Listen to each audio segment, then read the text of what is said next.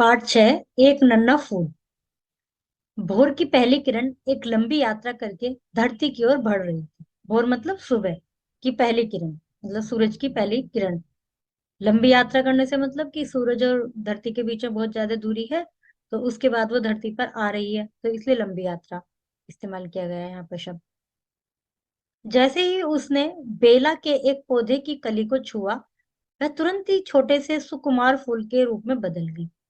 जब सूरज की रोशनी ने किरण ने एक छोटी सी कली को छुआ, तो कली खिलकर फूल बन गई। बाहर की रंग बिरंगी दुनिया को देखकर छोटा फूल बहुत खुश था। उसने आश्चर्य से अपने आसपास की दुनिया को निहारा। वह सोच रहा था, सच कितना खूबसूरत है यह फूलों का बाग। अब वो जो फूल था वो ऐसा फील हो रहा था कि जैसे वो मुस्कुरा रहा हो और देख रहा हो कितना सुंदर बाग है। नीचे मखमली हरी हरी मुलायम घास थी। क्यारियों में रंग बिरंगे छोटे बड़े फूल खिले थे। बेला के इस फूल ने अभी अभी जीवन की बहार को देखा था। इस फूल ने अभी अभी उसको जीवन मिला था, अभी तक वो कली था और वो फूल बन गया।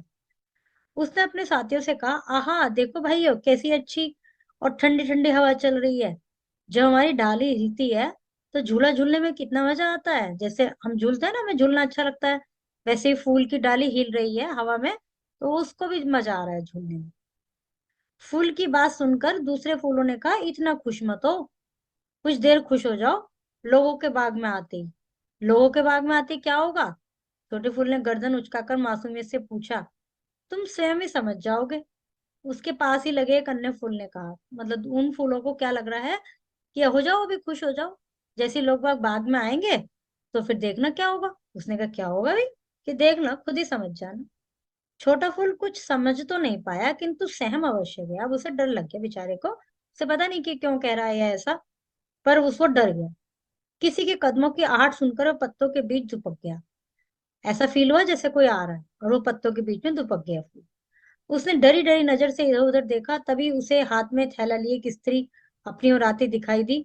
वह अंधेरे में आंख गड़ाकर फूलों को देखने की कोशिश कर रही थी। फूल को देखते ही उसने जल्दी जल्दी उन्हें तोड़ना शुरू कर दिया। एक लेडी फूलों की एक थैला लेकर हाथ में टोकरी लेकर आ रही है और फूल को देख रही है, आंख ऐसे मतलब जो ध्यान से ढूंढना चाह रही है कि जहां जहां फूल है वहीं से तोड़ूंगी। काफी सारे फूल चुनकर वह चुपचाप अंधेरे में खिसक गई। बहुत सारे फूल उसने तोड़ लिए, उसके बाद वो चली गई। और ये जो नन्हा सा फूल था ये पत्तियों के पीछे चिपक गया था। नन्हा फूल खामोशी से यह सब देखता रहा।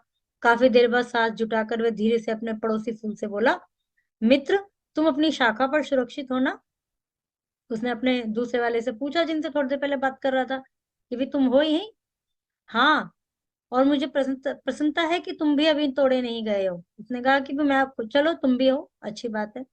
पड़ोसी फूल ने कहा, भगवान का बहुत बहुत धन्यवाद है कि उस महिला के हाथ हम तक नहीं पहुंचे। छोटे फूल ने सूखे कंठ से कहा। उसने कहा कि अच्छा हुआ, भगवान मतलब भगवान का शुक्र है कि वो हमको नहीं देख पाई।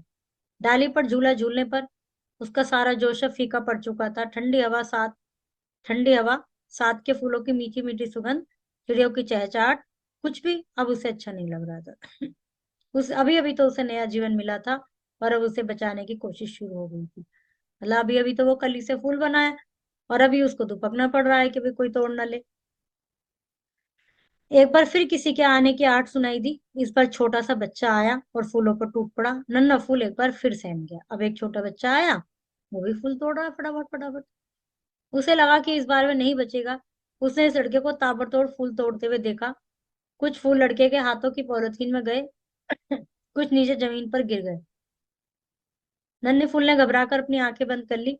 लड़के के जाने के काफी देर बाद फूल के मुंह से आवाज निकली, मित्र, उस लड़के के हाथों से बच गए हो ना? फिर आवाज आई कि भैया बच गए हो, अब दोबारा बच्चा छोड़ना आया। पर इस बार उसे कोई जवाब नहीं मिला। छोटा फूल सुपकने लगा। उसकी उदासी और बढ़ गई। वह समझ गया कि उस लड़के ने उसके मित्र को तोड़ लिया है। कितना अकेला हो गया था वह, उसका कोई मित्र न था।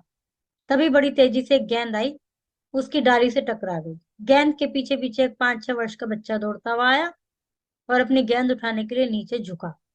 उसकी नजर पत्तों के पीछे छिपे नन्हे फूल पर पड़ी। बच्चा खुशी से चिल्लाया, आहा कितना सुंदर फूल है। बच्चे का हाथ अपनी ओर बढ़ते देख नन्हा फूल समझ गया कि उसका अंतिम समय निकट आ चुका है। वह डर से कांप गया।